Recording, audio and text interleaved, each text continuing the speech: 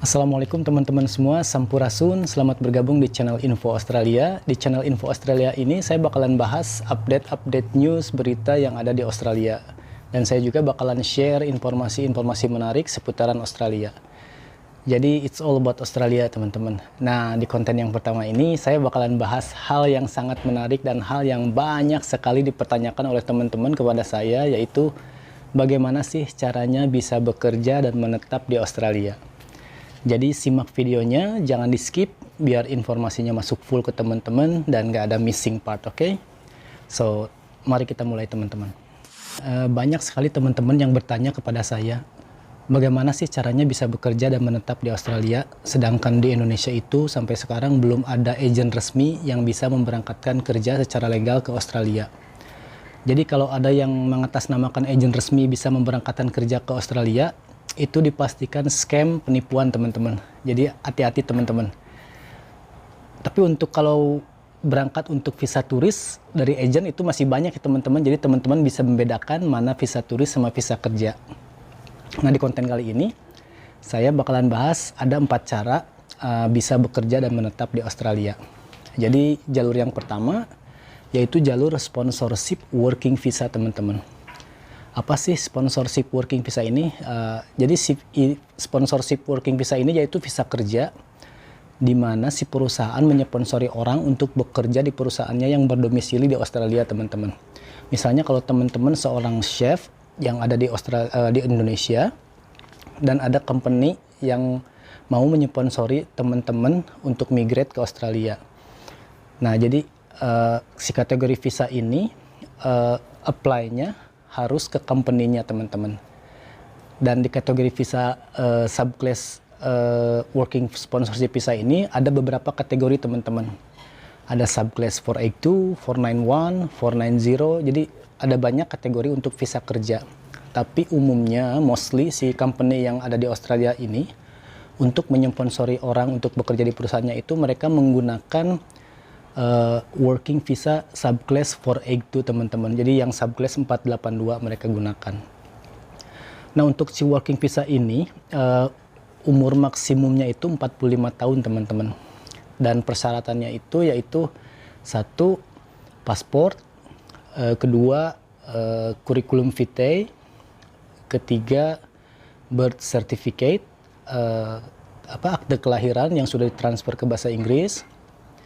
Yang keempat, pengalaman kerja. Nah, kalau si pengalaman kerja ini harus related beberapa tahun ke belakang teman-teman. Misalnya kalau teman-teman disponsorinya sebagai chef dan beberapa tahun ke belakangnya itu harus punya pengalaman sebagai chef juga. Nah, yang kelima yaitu police clearance teman-teman. Police clearance itu apa ya kalau di Indonesia itu? SKCK teman-teman. Jadi surat keterangan catatan kriminal teman-teman. Nah, yang keenam yaitu IELTS certificate. IELTS itu International English Language Test System. Jadi sertifikat bahasa Inggris yang di mana si government Australia itu mewajibkan para pekerja yang di Australia itu mempunyai sertifikat bahasa Inggris itu teman-teman.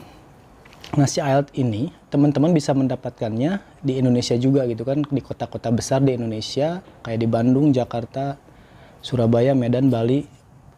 Pokoknya di kota-kota besar mereka ada untuk bisa apply gitu kan. Nah, untuk biaya untuk si IELTS ini sekitaran $400 teman-teman. Jadi sekitar 4 juta sekali tes itu. Biayanya sih fluktuasi ya, tergantung si dolar juga. Jadi teman-teman bisa apply-nya di Indonesia juga. Nah, untuk si kategori working visa ini, teman-teman harus bekerja di satu perusahaan teman-teman. Jadi ya teman-teman disponsorin oleh perusahaan anu dan teman-teman harus bekerja di perusahaan itu sampai visa kontraknya habis. Boleh saja di tengah-tengah teman berhenti gitu kan di tahun pertama gitu kan, misalnya nggak betah gitu kan. Kalau teman-teman sudah dapat sponsor yang lain itu kan transfer ke perusahaan yang lain. Nah, untuk kategori working visa ini, si sertifikat IELTS-nya itu harus minimal 5 poin teman-teman. Jadi sertifikat IELTS itu ada 4 section teman-teman. Ada listening, speaking, reading, sama writing. Nah, tiap sectionnya ini harus minimum poinnya 5. Jadi kalau teman-teman ada yang missing dari minimum 5 itu, misalnya yang listening 5, yang ini 5, yang itu 5, yang satu 4,5, teman-teman itu gagal. Jadi harus ngulang lagi. Harus keluar uang lagi 4 juta lagi. Jadi sayang banget kalau teman-teman sampai gagal beberapa kali gitu kan. Wasting money sama wasting time juga. Soalnya banyak kejadian dari teman saya, ada perusahaan yang menyponsorin, sedangkan persyaratan yang lainnya udah lengkap, dan mereka gagal di IELTS-nya teman-teman, di tes bahasa Inggrisnya. Nah, untuk jalur yang kedua, yaitu jalur Working Holiday Visa, teman-teman. Jadi WHP. Apa sih Working Holiday Visa itu? Jadi Working Holiday Visa ini, teman-teman liburan di Australia selama 1 tahun dan bisa sambil bekerja, teman-teman, untuk membiayai liburan teman-teman itu. Nah, si Working Holiday Visa ini berbeda dengan si Working Sponsorship Visa yang pertama. Kalau si Working Sponsorship Visa yang pertama itu apply-nya ke company, sedangkan yang Working Holiday Visa ini apply-nya ke government Australia. Jadi si government Australia itu memberi jatah kuota Working Holiday Visa itu ke tiap negara, beberapa negara itu berbeda-beda, teman-teman. Saya dapat informasi dari teman-teman juga, kalau Indonesia itu tahun kemarin dapat jatah Working Holiday Visa-nya itu sampai 2.000 orang. Jadi kayak Cina 2.000 orang, Prancis 1.000 orang, Argentina 1.000 orang. Jadi tiap negara beda-beda kuotanya gitu kan. Nah, untuk si Working Holiday Visa ini minimum IELTS poinnya itu 4,5, teman-teman. Jadi agak mudah, agak sedikit turun poinnya, nggak kayak yang pertama harus 5. Nah, si Working Holiday Visa ini pas pertama datang ke Australia itu umumnya mereka itu bekerja di sektor perkebunan, teman-teman. Dari 3 sampai 6 bulan mereka kerja di perkebunan. Setelah 3 sampai 6 bulan itu boleh teman-teman keluar dan bekerja di industri-industri lain, sektor yang lain gitu kan, kayak retail, hospitality atau mining gitu kan. Yang penting teman-teman dapat kerjaannya gitu kan. Nah, untuk jalur yang ketiga yaitu jalur student visa, teman-teman. Student visa itu jadi teman-teman kuliah di Australia dan bisa bekerja di Australia juga. Jadi teman-teman apply-nya ke government Australia juga si visanya, kalau apply kuliahnya ke university juga. Nah, untuk si student visa ini minimum IELTS-nya itu tergantung si university-nya, teman-teman. Ada yang minta 6,5, ada yang minta 6, ada yang sampai minta ya 5 juga, nggak terlalu tinggi kalau mata kuliahnya cuman bahasa Inggris gitu kan, kayak yang light gitu kan. Nah, untuk si student visa ini mereka bisa bekerja sampai 20 jam per minggu. Jadi si government Australia itu ada regulasinya dari Department of Immigration-nya, kalau student visa itu maksimum kerja itu 20 hour per week, teman-teman. Jadi nggak boleh lebih dari 20 jam. Nah, semenjak corona kemarin, si Australia itu kekurangan orang, teman-teman. Bukan kekurangan orang, jadi kekurangan orang yang bekerja gitu kan. Nah, si student visa ini dapat keuntungan, mereka boleh bekerja sampai 38 jam per minggu. Jadi mereka kayak kerja full time gitu kan. Nah, teman-teman jadi bisa membiayai kuliah juga gitu kan. Sebenarnya kalau pakai student visa ini juga, soalnya biaya kuliah di sini kan lumayan mahal juga. Jadi teman-teman kalau sambil bekerja bisa sambil biaya kuliah juga.